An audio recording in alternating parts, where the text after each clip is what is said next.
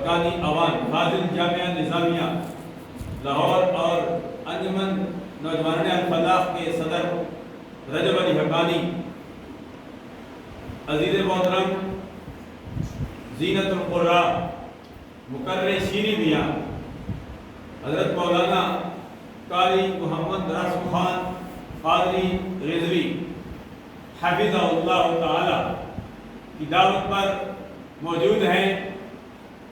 Programme بہت ہیں، ایک نہیں متعدد، مرزا سے صدر بازار اور صدر سے یہاں پہنچے، پھر اس کے بعد عمر، پھر بھوٹا، پھر کامرا، پھر دوردال، اسی طرح رات کو اٹک شہر، پھر مرزا۔ اللہ تبارک و تعالیٰ تمام تقریبات کو اپنی بارگاہ عظیم میں مقبول و منظور فرمائے۔ قادیان دعویٰ والوں، آپ الحمدللہ سرکار کا میلاد بھی مناتے ہیں، سرکار کا عرس بھی مناتے ہیں۔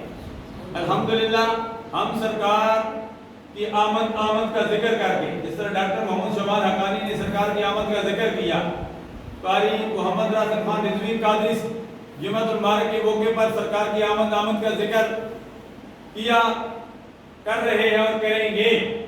ہم سرکار کی آمد کا ذکر کر کے سرکار کا میلاد مناتے ہیں اور دیگے پکا کے لنگر تقسیم کر کے سرکار کا عرس مبارک مناتے ہیں۔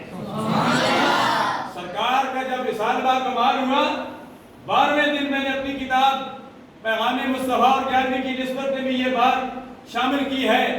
ہر طرف یہ آواز تھی، الیوم عرس رسول اللہ صلی اللہ علیہ وسلم۔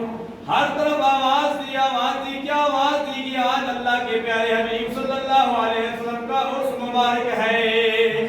ہم سرکار کا میلاد بھی مناتے ہیں، سرکار کا عرس بھی مناتے ہیں۔ میلاد جھنڈیاں لگا کے، جھنڈے لگا کے میلاد مناتے ہیں اور دیگے پکا کے لوگوں کو دیگے کھلا کے ہم میلاد مصطفیٰ کے بعد عرس بھی مناتے ہیں۔ میلاد کیا ہے؟ میلاد سرکار ابدی قرار صلی اللہ علیہ وسلم کی آمد کا نام ہے۔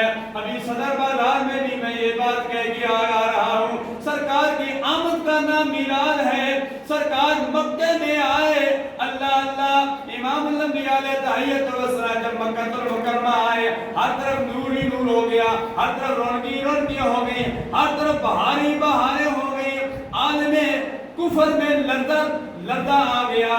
ہر طرف سرکار ابدی قرار صلی اللہ علیہ وسلم کی آمد پر خوشیاں منانے والے خوشیاں منا رہے ہیں، لیکن ابلیس پہاڑوں کی طرف بھاگنے لگا۔ شیطان کی ذریت، اس کی اولاد پوچھنے لگی تو کہاں جا رہا ہے؟ اللہ شیطان کہنے لگا میں دور جا رہا ہوں، پہاڑوں میں جا رہا ہوں، اس لیے کہ آج مسلمانوں کے نبی آ گئے ہیں۔